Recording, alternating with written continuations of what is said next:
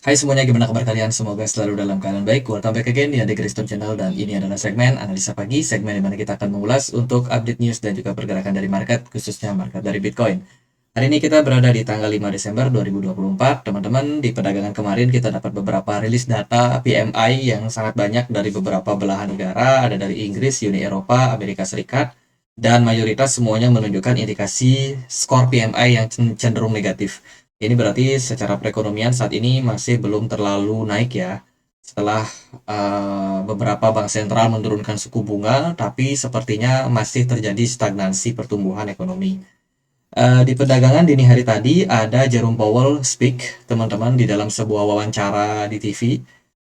Terus juga hari ini kita akan dapat beberapa rilis data seperti OPEC meeting, ini berhubungan dengan oil, ya. Terus juga ada data jobless claim dan juga ekspor import jam setengah 9 malam nanti. Jadi hari ini mungkin masih akan sangat-sangat volatile untuk pasar.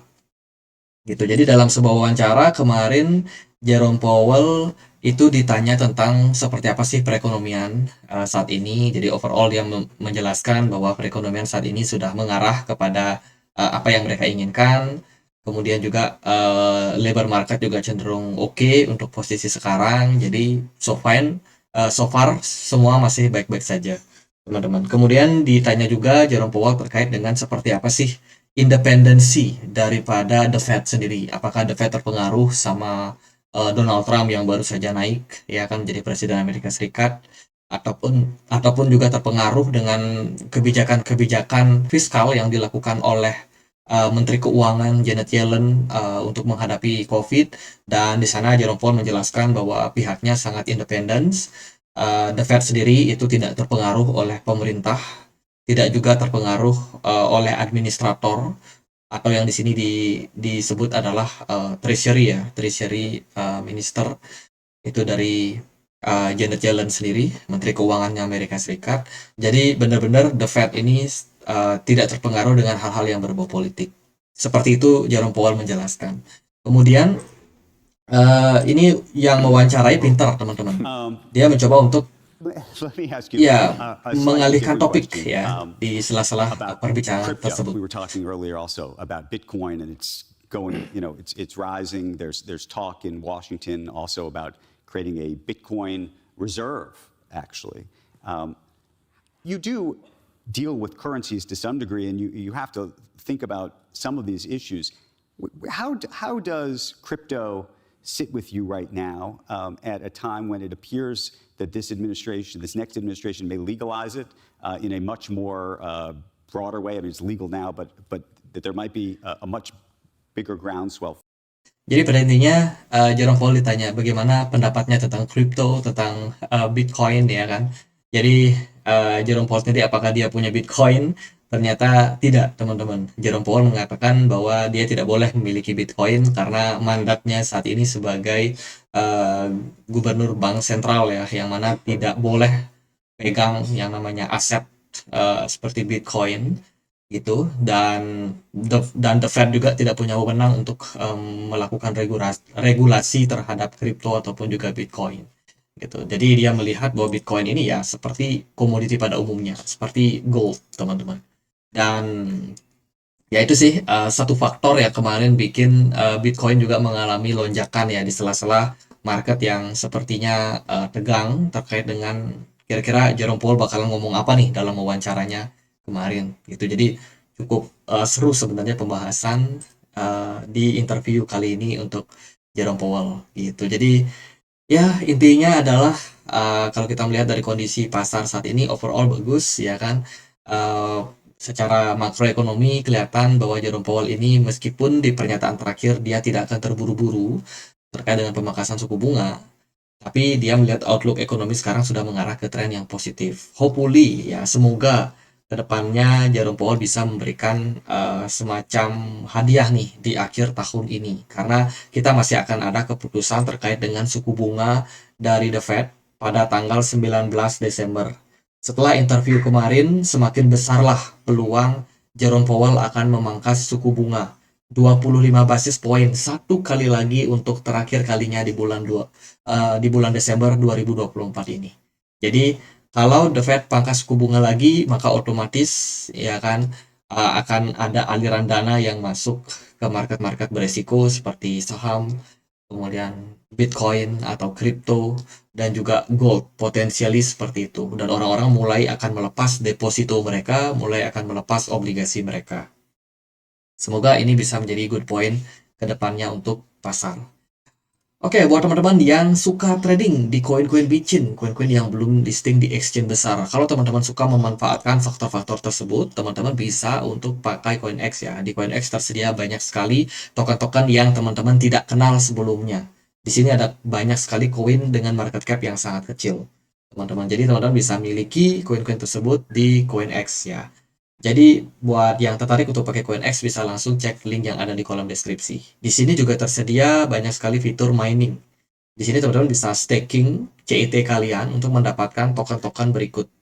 Ada token Conan, SGM, lalu ada Bells, ada LKY, ya, yang mana teman-teman bisa dapetin kalau teman-teman punya token CET di platform dari CoinEx gitu. Tinggal di lock aset kalian dalam beberapa periode, misalkan 7 hari, teman-teman akan dapat reward tokennya gitu. Ada banyak sekali token-token yang bisa teman-teman perdagangkan, market spot, market futures, kemudian buat yang suka staking juga tersedia, teman-teman.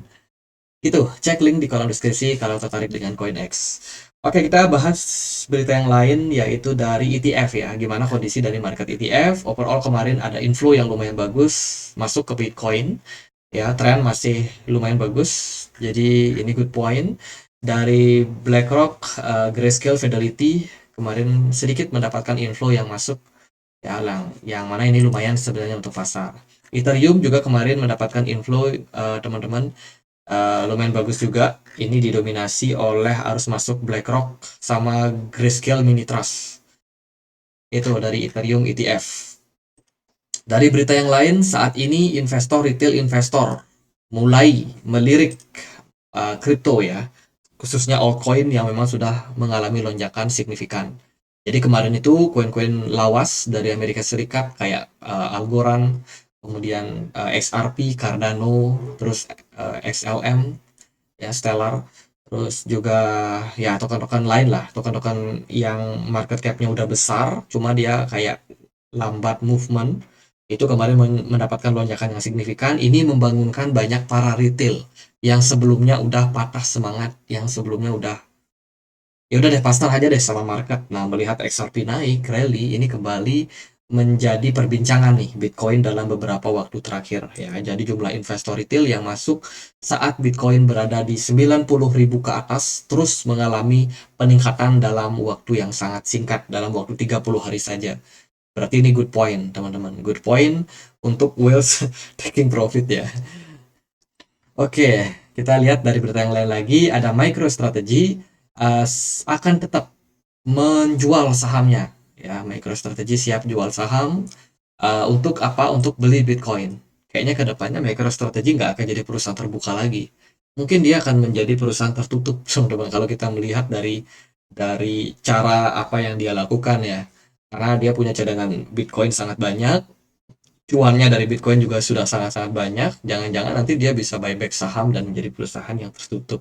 Jadi intinya adalah MicroStrategy saat ini lebih melihat bahwa Bitcoin lebih berharga daripada saham mereka sendiri. Itu. Lalu ada berita yang lain datang dari ini produk yang akan diluncurkan ke depannya, yaitu Solana ETF. Ya, proposalnya sudah masuk ke SEC dan sepertinya tinggal menunggu terkait dengan kapan ya Solana ETF akan diregulasi. Jadi ini good point sebenarnya untuk perkembangan dari produk ETF yang ada pada market. Lalu kalau kalian perhatikan, Tether USDT terus mencetak all time high baru. Teman-teman, buat trading di market kripto, kita butuh dana. Butuh kripto, stablecoin sebagai payer-nya.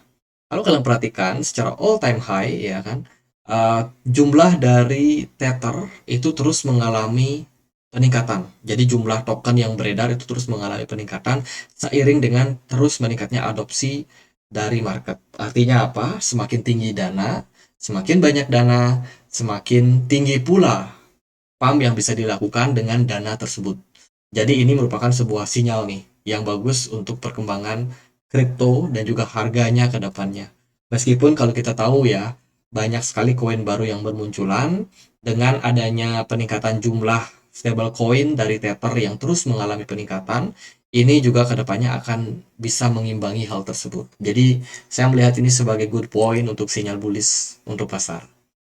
Selain itu juga DEX trading volume di bulan November mengalami lonjakan yang sangat signifikan, didominasi oleh DEX yang ada di jaringan Solana, Ethereum, Base, BNB Smart Chain, Arbitrum, Polygon, Avalanche, Sui Network, Optimism, dan kawan-kawan yang lain. Jadi bisa dibilang saat ini adopsinya sangat-sangat pesat ya. Banyak sekali whales, banyak sekali retail yang menggunakan DEX untuk mereka trading supaya lebih murah ya, gas fee-nya murah, terus juga bisa lebih anonymous, bisa lebih bisa lebih tertutup lah terkait dengan portfolio dan juga strategi trading yang mereka lakukan. Ini khususnya untuk investor-investor besar. Selain itu di DEX juga banyak yang namanya koin-koin micin gitu. Jadi DEX-nya kenapa naik? Berarti hype token micin lagi bagus. Terus juga Wheels sangat-sangat aktif berdagang di pasar. Itu. Kemudian lewat platform milik Donald Trump ya, namanya adalah Trust. Kemarin Donald Trump bikin cuitan di mana dia mengkonfirmasi bahwa dia sudah menunjuk Paul Atkinson akan menjadi next dari chairman SEC ya, yang akan menggantikan Gary Gensler di Januari nanti. Jadi Paul Atkin ini adalah seseorang yang sangat pro sama kripto dan juga ya kita bisa melihat lah kira-kira pengembangan dari project Donald Trump sendiri akan kemana. Dia kan bikin tuh project namanya Liberty ya. Nah itu akan menjadi karpet merah untuk project dari Donald Trump sendiri. Dia menguntungkan dirinya sendiri, menguntungkan juga untuk market kripto. Kayaknya ini akan jadi good point untuk perkembangan ke depan. Ya, good. Semoga bisa bullish ya. Lalu, nah tadi kita lihat tuh trading volume di DEX mengalami lonjakan. Apa kabar trading volume di centralized exchange? Kalau kita melihat di posisi saat ini, terjadi jumlah peningkatan trading volume di Binance, Bybit, OKX, Coinbase, Bitget, Kraken, Bitfinex, Bitstamp, dan kawan-kawan. Kalau kalian perhatikan chartnya di bulan November ini lonjakan sangat-sangat signifikan. Itu diimbangi juga dengan pergerakan harga yang terus mengalami rally. Ini berarti bulan November adalah bulan awal terjadi ledakan volume pada centralized exchange. Ini berarti retail udah mulai rame di pasar, udah mulai aktif untuk melakukan perdagangan. Kedepannya akan terus meningkat dan meningkat sampai akhirnya market melihat, wah ini harga kripto udah kemahalan. And then mungkin market akan koreksi. Jadi posisi saat ini udah mulai bagus teman-teman. Selain itu juga ada Coinbase yang baru saja meluncurkan roadmap dari project Giga sama Turbo. Sama-sama project meme token yang sepertinya kalau udah disenggol sama Coinbase ini menunjukkan projectnya cukup solid secara ekosistem. Teman-teman yang pegang dua token tersebut ya aman teman-teman. Oke, lihat dari berita yang lain juga ada Rusia. Nah ini kasus nih teman-teman. Rusia menjatuhkan hukuman penjara seumur hidup ya untuk pendiri dari market Hydra. Ya, ini adalah orang yang kena kasus gitu terkait dengan perdagangan di dark market, teman-teman. Keterlibatan mereka di darknet market dan pencampuran kripto. Jadi ada kasus kejahatan gitu. Sudah ditangkap dan asetnya disita oleh pemerintah Rusia. Lalu gimana untuk Bitcoin? Apakah Bitcoin bakalan to the moon setelah disenggol kemarin? Kalau kita melihat sih pergerakan Bitcoin di perdagangan kemarin kembali rally ya, market sangat-sangat volatile. Bitcoin rally ke 98.400-an something. Dengan posisi BTC dominance yang mulai mendapatkan rejection. Di sini aku mau sedikit senggol dulu BTC dominance. Kita kemarin sudah sempat bahas Bitcoin dominance ini dia sangat konsisten bullish sejak tahun 2022 bulan September, terus bullish rally sampai 2024 di bulan November kemarin puncaknya. And then setelah itu Bitcoin dominance turun cukup ekstrim dan di bulan Desember awal ini pergerakannya sudah sempat turun bahkan menembus trend line yang terbentuk teman-teman. Artinya kita tunggu closing time frame daily, sebab kemarin Bitcoin bisa menembus, tapi belum tentu closingnya bakalan di bawah dari trendline warna biru ini. Sorry, yang ini. Nah ini, belum tentu dia bisa koreksi ataupun bisa closing di bawahnya. Artinya apa? Artinya adalah ada demand yang masuk di kisaran area 2740 ini pada Bitcoin dominance. Mungkin terkait dengan statement dari Jerome Powell juga ya, untuk perdagangan di dini hari tadi gitu. Jadi ibaratnya market saat ini udah mulai banyak yang taking profit di beberapa altcoin. Sebab kalau kita perhatikan dari posisi altcoin, koin-koin purba kemarin kayak XRP, kemudian Cardano. Nah, ini Cardano masih kuat sih. XRP, terus juga ada Algorand ya, kemarin udah mulai di TP, udah mulai ada koreksi-koreksi wajar gitu. BNB juga kemarin sempat ngepump sampai 780-an, tapi udah ada yang TP juga karena udah naik lumayan tinggi ya. Dan juga koin-koin lain nih yang memang sudah sempat mengalami rally kemarin udah mulai banyak di TP. Dan di saat yang sama juga Bitcoin dominance sudah mulai mengalami kenaikan secara jangka pendek. Nah, ini di time frame 1 jam udah mulai ada rejection ya, potensial untuk naik, dan juga kebetulan Bitcoin mengalami rally padahal dia sudah sempat turun diperdagangkan di kisaran level 94.000. Jadi kemarin memang setelah Jerome Powell speech, market yang sebelumnya agak pesimis tiba-tiba rebound setelah yang mewawancarai pintar banget dia nyenggol-nyenggol kripto dan juga Bitcoin gitu. Jadi good point sebenarnya. Kalau secara teknikal kita melihat pergerakan Bitcoin ini sebenarnya masih konsolidasi. Jadi masih bergerak sideways dan menurut saya sangat-sangat wajar sih untuk posisi sekarang. Smart money pada Bitcoin masih sangat bagus.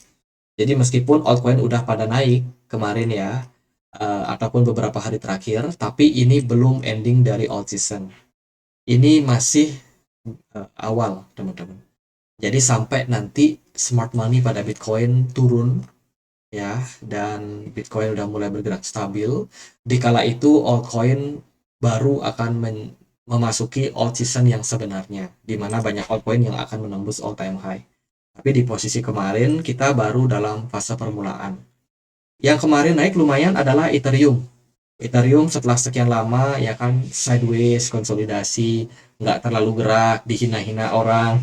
Akhirnya kemarin kemarin rebound 6,6%, which is keren untuk Ethereum. Semoga ini adalah awal baik dan juga lanjutan dari siklus fase kedua yang kita sudah sempat bahas di awal bulan kemarin ya, dimana kita ya teman-teman pasti udah tahu pembahasan kita yang mana tuh di atas aku bahas teman-teman. Ya ini ya fase dari Bitcoin alt season dan juga meme season.